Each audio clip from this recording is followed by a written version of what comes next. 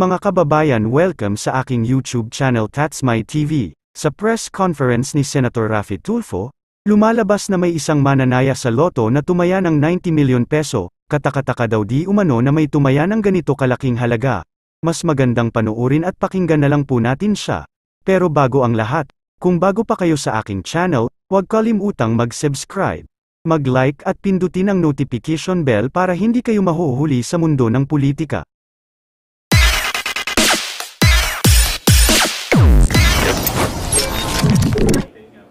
Ay, maraming salamat po. Thank you po. Sir, kanina sa hearing, sir, believable, do you find it believable yung mga explanation po sa inyo ng PCSO regarding dun sa multiple winners at saka yung mga nangungulekta ng mga winnings?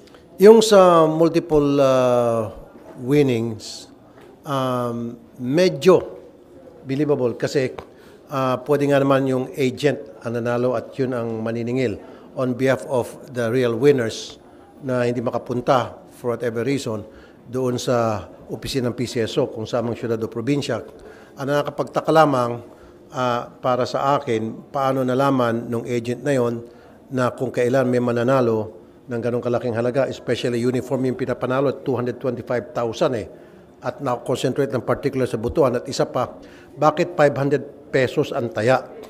Dapat ang regular na taya is 10 pesos lang. Hindi, ito yung 3 digits 3 digits. So, ibig sabihin, merong mga tao doon na sumusugal ng 500 pesos, more than sa minimum wage, kung sino man ito. O baka ito investor na parang meron na siyang idea kung ano yung numerong lalabas, kaya tumaya siyang ganun kalaki. And to back it up, consistent yung panalo niya, maraming beses, every single month. For the umabot na ata ng 9 million na for more than 6 months. 2023 lang po yung nakita niyo. That was only 2023. We don't. The previous years, are you also interested to check to audit? Yes, interested tayo kasi parang lumilitaw na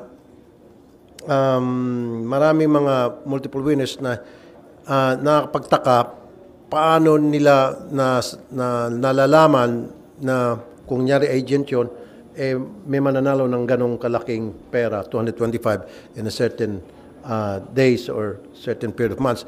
Ang may duda rin ako na baka itong mga taong ito na multiple winners, nakaabang sa LTO, sa PCSO, parang sa LTO ba?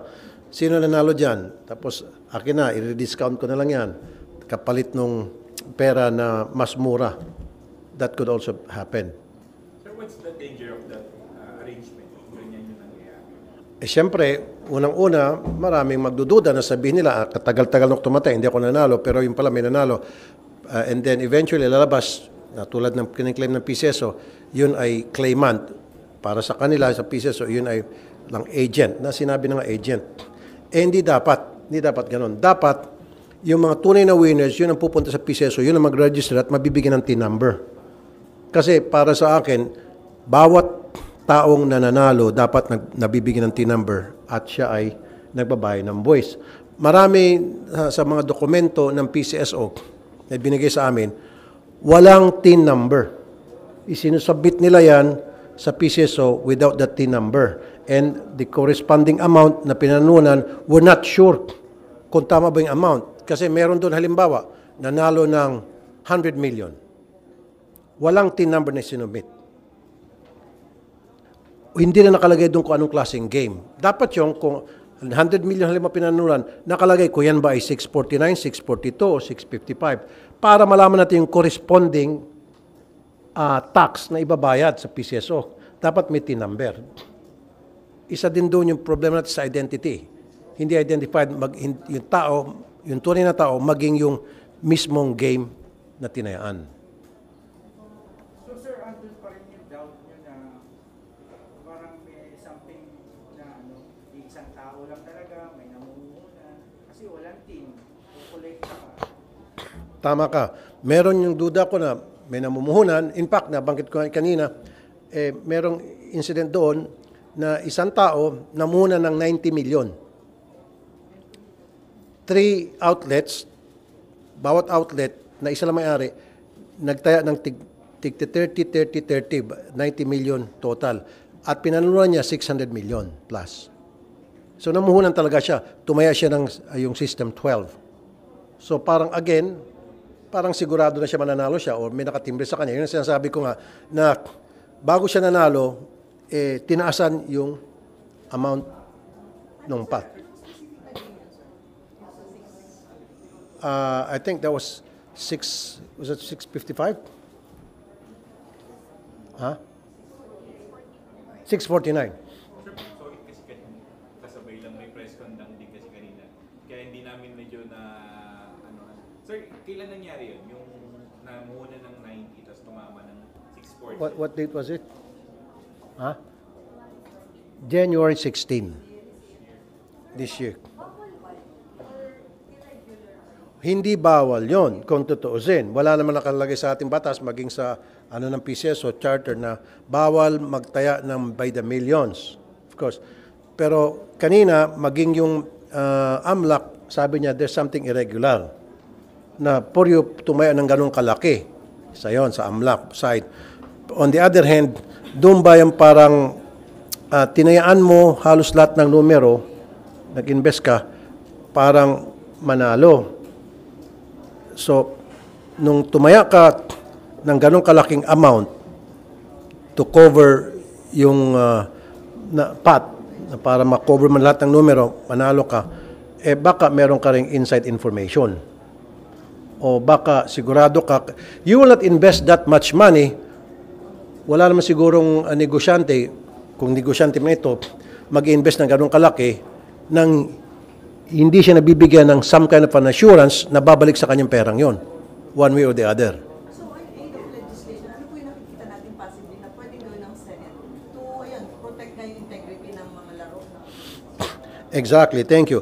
Kaya nga, sa susunod na hearing, patatawag ko ng DICT and then kukuha din kami ng independent IT. Sa ngayon kasi inaasahan namin DICT. So, in fairness sa DICT, they're doing their best na para makatulong din sa investigation na ginagawa namin. Pero ako mag-imbita ng third party na hindi taga-gobyerno na titingnan muna ng husto yung integrity ng PCSO computer from root access, source code, etc. And then, only after then, maka-come up tayo ng legislation na para maprotektahan talaga yung integrity ng PCSO ng game nang hindi na magkaroon ng pagdududa sa taong bayan. Go ahead. Para sabihin na parang may sindikato na kumikilos. Medyo maaga pa.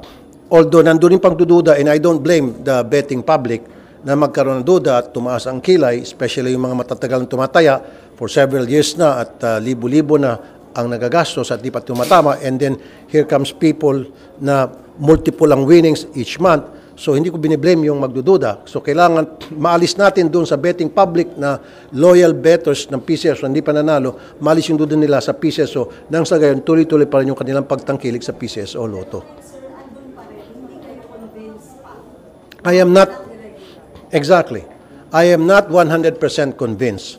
Although there were questions that were answered. Okay ako doon. Pero may mga katanungan na hindi pa very clear to me. And sa masusunod na hearing, kakalkalin pa rin natin yon. Sa tin. Yes. Bakit nagsasubmit ang PCSO ng mga panalo ng walang tin at walang corresponding anong games yon?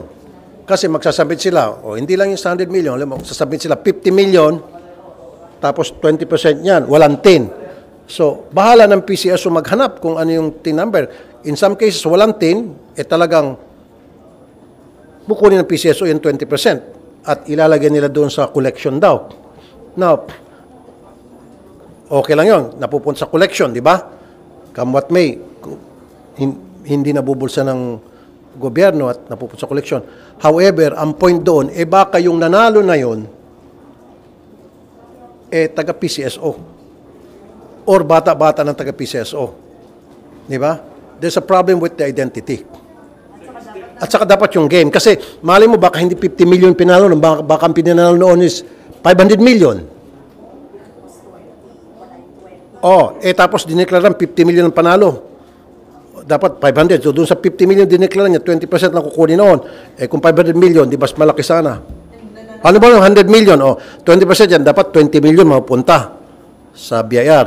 Eh ngayon, yung pala 500 million tinamaan yan. O dapat, hindi lang 20, 100 million dapat yung tax na mapupunta sa BIR, which hindi nangyari yun. At saka hindi pa natin identified kung sino yung taong yon. Malay natin, planted no ng kung sinong Poncio Pilato sa PCSO. Halimbawa lang yon. And then yung BIR, tumatanggap sila ng pera from PCSO without even, parang checking. Kaninong, to, TI? Yes. Tinatanggap ng BIR. Inamin nila kanina doon. In some cases, in fairness sa BIR, resourceful sila. Nagmamatching-matching sila. At nagmamatch naman, yun nga pagtaka, tulad nung si person B. 0-0 ang sinabit sa BIR. Nandun naman sa records natin, di ba? Nakita yung 0-0. Ngayon, mabuti na lang BIR resourceful. Nung tiningnan niya, nag-match-matching sila, nakita nila yung TIN number. Sir, yung namuhunan po ng 90M na hanap niyo po ba yun? Yung nang-committee niyo yung identity ng tao to kung taga-PCSO ba yan? May kamag-anak? Ipapatawag yun sa susunod na hearing. Saan lugar yun? Pero of course, executive session yun. Pero saan lugar possibly? Manila? Manila area. Medyo malapit sa Binundok. Sir, sa ano po? Sa visa initial input niyo or evidence na nakuha niyo, is there a reason to suspect na kung hindi man sindikato at least collusion between the supposed vendor and then a senior official ng PCSO? Sa ngayon, very vague pa. Kaya nga kasama dyan yung AMLAC na gagawa rin ng sariling investigasyon. Paano nangyari yun at ba't nangyari yun? Na pa yung isang tao mag-invest ng 90 million at nung manalo out of that 90 million, lumabas na nanalo siyang 600 million. Lo and behold, yung 90 million niya na kung saan galing. Halimbawa lang sa AMLAC side, na yun ay dirty money. Eh nung ininvest niya sa PCSO, paglabas noon, 640 million, clean money. Lumaki pa. Pera. Exactly. Lumaki pa. Yun. Kaya nga, kasama yung AMLAC dyan sa gagawin natin investigasyon na magkakalkal. Kailan sir yung susunod na hearing po? Siguro after ng recess and then after ng yung DICT makapag-submit ng report sa amin because right now, DICT is waiting for PCSO to request from them na to conduct an evaluation doon sa integrity ng kanilang system. It has to be requested by the PCSO to the DICT, not DICT requesting PCSO. Natatanda natin nung nanalo yung 36123, parang gano'n. Na-settle ba yun? Na-clarify ba yun? 918, yung gano'n? Na-clarify na ba ng PCSO? I'm sorry, hindi ko alam yun. Nanalo Yung 918-27, yung pattern. Maraming nanalo. Maraming Yung 100 something yata yung nanalo sila. Question yan ni Senator Coco, naipaliwanag naman kay Senator Coco, yung kung bakit 400 katao ang nanalo, yung probability. Para sa akin, kung akong tatanungin, baka kasi yung number na yon na marami nag-aalaga. Kasi many years ago, nung ako'y tumataya pa rin ng loto, ngayon hindi na, syempre, vice chairman ako ng, hindi, totoo, tumataya ako ng loto noon, nag-aalaga ako ng numero. Na yung inaalaga akong numero, malay ko kung marami din tumataya niyan. Di ba? In fact, nangyari na sa Amerika yan yung malaking pot in the US, marami sila nanalo because yung numero na yon may sequence So, marami nagkagusto sa sequence numbers na yon, tinayatayan. Para sa akin, yung marami hindi. Senator, should there be a prohibition sa mga PCSO official or kaya kamag-anak nila na tumaya sa Sa ngayon, mayroong prohibition yan.